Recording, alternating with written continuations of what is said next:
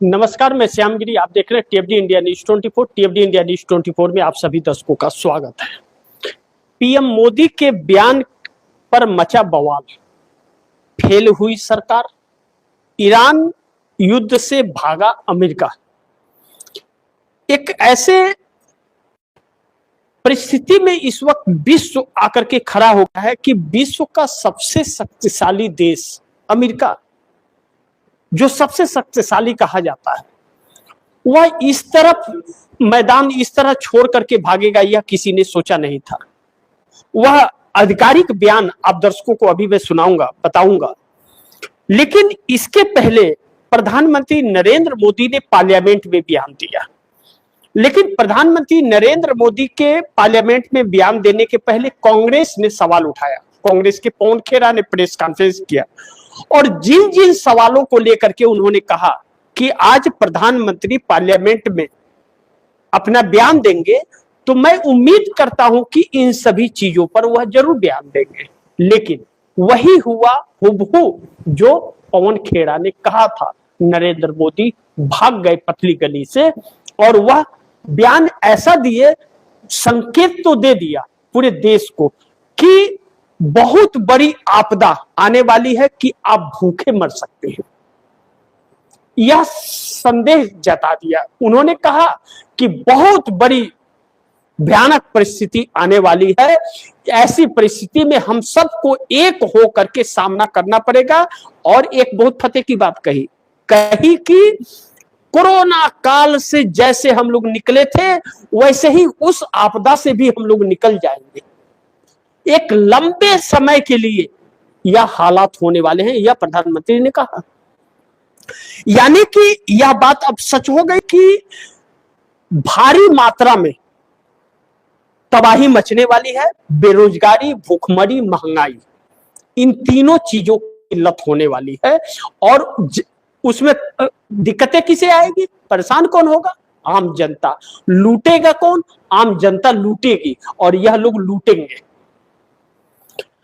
अब ऐसे में सरकार ने 1 लाख करोड़ रुपए का एडिशनल फंड रिलीज कराया है।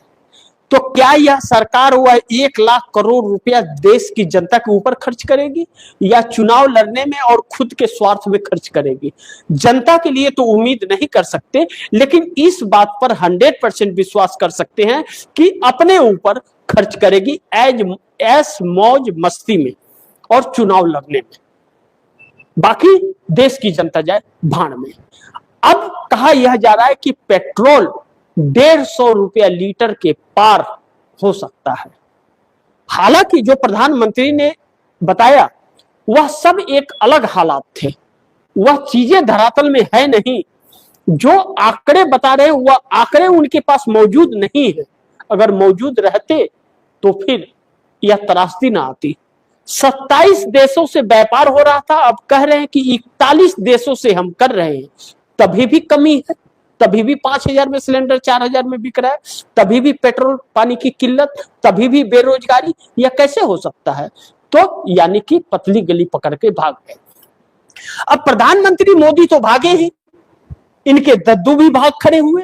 ट्रंप, अब ट्रंप ने कहा कि 5 दिन तक हम कोई भी हमला ईरान पर नहीं करेंगे। 5 दिन तक हमला नहीं करेंगे, हमारी बातचीत हो रही है। लेकिन तुरंत ईरान की तरफ से प्रेस कॉन्फ्रेंस होता है कि हमसे कोई भी बातचीत नहीं हुई है। मैं आप दर्शकों को बताऊं कि जो रिपोर्ट आई है ईरान से, ईरान की तरफ से यह रिपोर्ट आई है, ईरान से यह बातचीत नहीं हुई है। ईरान ने नकारा ट्रंप का बातचीत वाला बयान। जाने क्या कहा? ईरान के विदेश मंत्री ने अमेरिकी राष्ट्रपति डोनाल्ड ट्रंप के बातचीत वाले बयान को अस्वीकार कर दिया।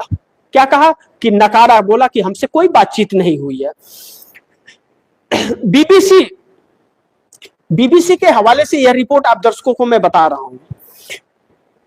बीबीसी के अमेरिकी साझेदार सीबीएस न्यूज के अनुसार ईरान के विदेश मंत्रालय ने एक बयान में कहा, हम अमेरिका के राष्ट्रपति डोनाल्ड ट्रंप द्वारा की उस बात को नकारते हैं जिसमें उन्होंने कहा कि अमेरिका और ईरान के बीच बातचीत चल रही है। ट्रंप ने इस बात को कह करके युद्ध से बाहर निकल गए कि हमारी बातचीत चल रही है, 5 दिनों तक हम युद्ध नहीं करेंगे। अब इस बात को ईरान ने अस्वीकार कर दिया है। आगे ईरान की तरफ से कहा जाता है, बयान में आगे कहा कि हम ईरानी अपनी उसी बात पर कायम है कि किसी भी तरह की बातचीत तभी होगी जब युद्ध से जुड़े ईरान के लक्ष्य पूरे हो जाएंगे। ईरान जिस बात को सोच करके जंग लड़ रहा है वह लक्ष्य पूरा हो जाएगा, तब युद्ध विराम के लिए सोचेंगे। अभी कुछ भी नहीं सोच रहे हैं, साफ कर दिया कि हम नहीं रुकने वाले हैं, और अमेरिका भाग रहा है तो भाग जाए। बीबीसी फारसी की वरिष्ठ संवाददाता घोचे हबीबजाद के मुताबिक ईरान का फार्स न्यूज एजेंसी ने भी एक अज्ञात ईरानी स्रोत के हवाले से कहा है कि ट्रंप के साथ कोई सीधा या अप्रत्यक्ष संपर्क नहीं हुआ है ईरान का। ये agency Islamic revolutionary guard core यानी IRGC से जुड़ी है। हबीबजाद के अनुसार स्रोत का कहना है कि जब ट्रंप ने सुना कि हमारे निशाने पर पश्चिम एशिया के सभी पावर स्टेशन होंगे तो वह पीछे हट गए। ट्रंप ने जो कहा था कि 48 घंटे का हम वक्त देते हैं ईरान को, सरेंडर कर दे, खाड़ी को खाली कर दे हॉर्मुज को, नहीं तो जितने पावर प्लांट हैं ईरान के उसे उड़ा दिया जाएगा। लेकिन सवाल यह था कि 400 से अधिक पावर प्लांट ईरान के पास हैं, इजराइल के पास मात्र 14 से 15 पावर प्लांट है। अमेरिका की क्षमता नहीं है कि 400 मिसाइल एक बार दाग सके, लेकिन ईरान की क्षमता है कि इजराइल के 15 पावर प्लांट को एक साथ में नष्ट कर दे। लेकिन ईरान ने कहा कि अगर हमारे किसी पावर प्लांट पर कोई भी क्षति पहुंची तो मिडिल ईस्ट के अंदर कतर हो, सऊदी हो, दुबई हो, ओमान हो, इन सभी जगहों पर जितने पावर प्लांट है सभी को मैं उड़ा दूंगा। ऐसे में ट्रंप 48 घंटे का वक्त पूरा हो रहा था गिदर भभकी का, और वह कुछ कर नहीं पा रहे थे। उनके हर मिसाइलों का तोड़ ईरान के पास था, तो ट्रंप इस युद्ध से भाग खड़े हुए हैं 5 दिन की हिदायत देकर, जबकि ईरान से कोई बातचीत नहीं हो रही है। उनका बयान झूठा है और ईरान ने साफ तौर पर आधिकारिक सूचना यह दे दी है। अब ट्रंप के इस बयान के बाद में मार्केट का क्या असर हुआ? थोड़ा असर तो पड़ा मार्केट पर, क्या हुआ वह भी आप समझ लीजिए। अमेरिकी राष्ट्रपति डोनाल्ड ट्रंप के ईरान से बातचीत वाले बयान के बाद दुनिया भर के मार्केट की चाल बदल गई। ब्रेट क्रूड ऑयल की कीमत 13% गिर करके करीब $96 प्रति बैरल पर आ गई। लंदन का financial times stock exchange FTSE 100 index अब 0.5% ऊपर चला गया है, जबकि पहले यह 2% से ज्यादा गिरा हुआ था। गैस की कीमतें 159 पेंस प्रति थर्म से घटकर करीब 139 पेंस हो गई है। गौरतलब है कि डोनाल्ड ट्रंप ने सोमवार को ट्रूथ सोशल पर लिखा कि मध्य पूर्व में चल रहे टकराव को पूरी तरह खत्म करने को लेकर बातचीत हुई है। उन्होंने कहा कि पूरी तरह समाधान के मुद्दे पर सकारात्मक बातचीत हुई, लेकिन मार्केट को थोड़ा संभाला तो डोनाल्ड ट्रंप ने बयान देकर कि 5 दिन तक के लिए हम सीजफायर करते हैं। लेकिन ईरान ने जो कह दिया कि हमसे तो कोई बात नहीं हुई और हम रुकने वाले नहीं हैं, तो आज रात कातिलाना हो सकती है। मार्केट कल फिर तूफान मार सकता है। भारत के अंदर 23 दिनों के इस युद्ध के दौरान 50 लाख करोड़ रुपए का नुकसान हुआ है। भारत का बजट ही है जो साल का 53,30,000 करोड़ का बजट है, और 50 लाख करोड़ रुपया शेयर मार्केट 23 दिन में डूब गया। तो देश की व्यथा क्या है आप दर्शक समझ लीजिए इसे, और समझिए, जरूर समझिए। आप चिकनी चुपड़ी बातों में किसी के मत आइए। समझिए कि जो 1 साल का बजट देश का 53,30,000 करोड़ है और 23 दिन में 50 लाख करोड़ डूब गए, तो देश का हालात क्या होगा। नरेंद्र मोदी के चेहरे पर सिकन और डर का भाव था कि जनता दौरा न ले। इसीलिए कह रहे हैं कि हमें आपदा से निपटने के लिए तैयार रहना पड़ेगा और लंबी अवधि के लिए आपदा आने वाली है। यह बात उन्होंने मान ली। अब ऐसे में शेयर मार्केट का क्या हाल रहा वह समझिए आप। भारत के शेयर बाजार में बड़ी गिरावट इतने अंग गिरे, निफ्टी और सेंसेक्स, आपको दर्शकों को बताता हूं। भारत के शेयर बाजार में 23 मार्च यानी सोमवार को बड़ी गिरावट दर्ज की गई। सेंसेक्स 1836.57 अंक या 2.46% की बड़ी गिरावट के साथ 72,696.39 पर बंद हुआ। निफ्टी भी 601.85 अंक या 2.60% की गिरावट के साथ 22,512.65 पर बंद हुआ। शेयर बाजार में आज निवेशकों की संपत्ति में 14 लाख करोड़ रुपए से अधिक की गिरावट आई है। बैंकिंग, ऑटो, मेटल और एफएमसीजी शेयर्स में सबसे अधिक गिरावट दर्ज की गई है। अमेरिकी डॉलर के मुकाबले भारतीय रुपया अपने सबसे निचले स्तर पर पहुंच गया। इस डॉलर की कीमत 93.84 रुपए की हो गई। इससे पहले शुक्रवार यानी 20 मार्च को शेयर बाजार में तेजी देखने को मिली थी। तब सेंसेक्स 325 यानी कि 0.44% चढ़ करके 74,532 के स्तर पर बंद हुआ था। निफ्टी 112 अंक 0.49% की तेजी के साथ 23,111 पर बंद हुआ था। और आज सारी कसर निकालते हैं। अब 23 दिनों के अंदर 50 लाख करोड़ रुपया डूब गए भारत के शेयर बाजार से। यह कौन लोग हैं और यह क्यों डूब रहा है? क्योंकि हमारे देश की सरकार कायर है, डरपोक है, इसके गलत फैसले की वजह से। अगर ईरान और रसिया का साथ नहीं छोड़ी होती तो आज विश्व में सबसे खुशहाल देश भारत होता। इस 23 दिन के युद्ध के बाद का परिणाम आज डंका बज रहा होता। लेकिन नरेंद्र मोदी ने एक लंबी अवधि के लिए इस देश को संकट में डाल दिया। खाने के लाले पड़ जाएंगे, बच्चों को पढ़ाएगा क्या कोई? इस हालात में ले आकर के खड़ा कर दिया है। यह मान लिया है नरेंद्र मोदी ने कि अब इनके बस का नहीं है सरकार चला पाना, और इनके पास कोई ऐसा रास्ता नहीं है कि इस मुसीबत से निकलने का। सामान कुछ आएगा भी तो इतना महंगा होगा कि लोगों के पास पैसे नहीं होंगे खरीद पाने के लिए। यह हालात पैदा नरेंद्र मोदी ने कर दिया है। नरेंद्र मोदी के नाकामियों और बड़बोलेपन के वजह से यह सारी स्थिति उत्पन्न हुई है।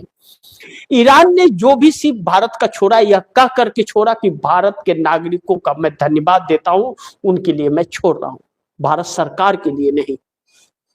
अब ऐसे में जब यह चीजें हैं और मोदी के बयान के बाद में एक बवाल सा मच गया है पूरे देश के अंदर, लोग अब इसकी आलोचना करते हुए नजर आ रहे हैं। मोदी चेहरा दिखाने के लायक नहीं बचे। अगर थोड़ी भी इज्जत और शर्म इनके अंदर होती तो इस्तीफा देकर के भाग गए होते। कहते कि हमारे बस का नहीं है, अब लो संभालो जिसको संभालना है। लेकिन कहते हैं तब पछताए होत है क्या जब चिड़िया चुन गई खेत। राहुल गांधी ने जो भी बातें कही सीना ठोक करके कही और एक एक बात कसौटी पर खड़ी उतरी। इस आपदा के बारे में भी उन्होंने कहा था कि रिश्ते बदल रहे हो तो देख लेना, ना घर के ना घाट के कहीं के नहीं होंगे। हो गया ना। रसिया और ईरान का साथ छोड़ के इजराइल और अमेरिका का साथ पकड़ने की कीमत आज इस देश को लंबी अवधि के लिए कीमत चुकानी पड़ेगी। और अभी यही मत रुकिए, अभी तो अमेरिका से इन्होंने ट्रेड डील की है। उस ट्रेड डील का जो प्रभाव पड़ेगा, आप खून के आंसू इस देश की एक एक जनता रोएगी। क्या अब ऐसे में मोदी प्रधानमंत्री पद छोड़ने का करेंगे ऐलान? जब फेल हो गया, जब कह रहे थे कि हमारा डंका बज रहा है, ये हो रहा है, वो हो रहा है, और फेल हो गए हैं, इनकी एक भी बातें सच नहीं हुई, तो मोदी को प्रधानमंत्री पद छोड़ने का ऐलान कर देना चाहिए। करेंगे प्रधानमंत्री मोदी? मोदी प्रधानमंत्री पद छोड़ने का ऐलान करेंगे? कभी भी यह शख्स नहीं करेगा, बल्कि वह कुर्सी इनके लिए बहुत जरूरी है। जिस दिन वह कुर्सी गई, यह जेल के सलाखों के पीछे होंगे, क्योंकि इस देश को इन्होंने गुलाम बना दिया है। सबसे बड़ा देशद्रोही यह साबित होंगे इस देश का। पहले देशद्रोही ऐसे साबित होंगे 1947 से लेकर के और 2026 तक, जिन्होंने देश को बर्बाद कर दिया, देश के खजाने को खाली करके कर्जदार बना दिया। ऐसा नहीं है कि पहले कर्ज नहीं हुआ करता था, मनमोहन सिंह सरकार जब 2014 में गई तो 55 लाख करोड़ रुपए का देश पर कर्ज था, लेकिन आज 240 लाख करोड़ रुपए का कर्ज है। लेकिन फर्क यह भी था कि उस वक्त जो डॉलर था वह 60 रुपए के आसपास, डॉलर के मुकाबले रुपया 60 के आसपास था, और आज 94 के पार है। जो 240 लाख करोड़ का कर्ज इन्होंने लिया है वह 300 लाख करोड़ तकरीबन चुकाने पड़ेंगे रुपया टूटने की वजह से। कौन चुकाएगा? आप चुकाएंगे, आपके बच्चे चुकाएंगे, आपके आने वाले बच्चे जो इस दुनिया में नहीं आ पाए हैं, जब वह आएंगे तो वह चुकाएंगे। क्या दिया मोदी ने आपको? आपके आने वाली पीढ़ियों को कर्जदार बना करके छोड़ दिया। तो ऐसे में मोदी प्रधानमंत्री पद छोड़ने का ऐलान इन्हें कर देना चाहिए। देखते हैं, यह तो करने वाले हैं नहीं, लेकिन सरकार ने मान लिया है, मोदी ने यह मान लिया कि सरकार फेल हुई है, यह तो मान लिया है सदन के अंदर, इसमें कोई शक नहीं है। अब देखना यह है कि एनडीए गठबंधन के घटक दल अब कितना इनका साथ देते हैं, जिसमें खटपट शुरू हो गई है। इसी के साथ आप दर्शकों से इजाजत चाहूंगा, अगली खबर के साथ फिर हाजिर होऊंगा। लेकिन आप दर्शकों की क्या राय है, क्या सुझाव है, कमेंट बॉक्स में जरूर दीजिएगा। इस खबर को ज्यादा से ज्यादा शेयर कीजिए, अपने दोस्तों को भी कहिए आगे शेयर करें। आपने अगर टीएफडी इंडिया डिश 24 को सब्सक्राइब नहीं किया, सब्सक्राइब कर लीजिए, अपने दोस्तों को भी कहिएगा टीएफडी इंडिया डिश 24 को सब्सक्राइब करें। मिलते हैं अगली खबर के साथ, तब तक के लिए नमस्कार।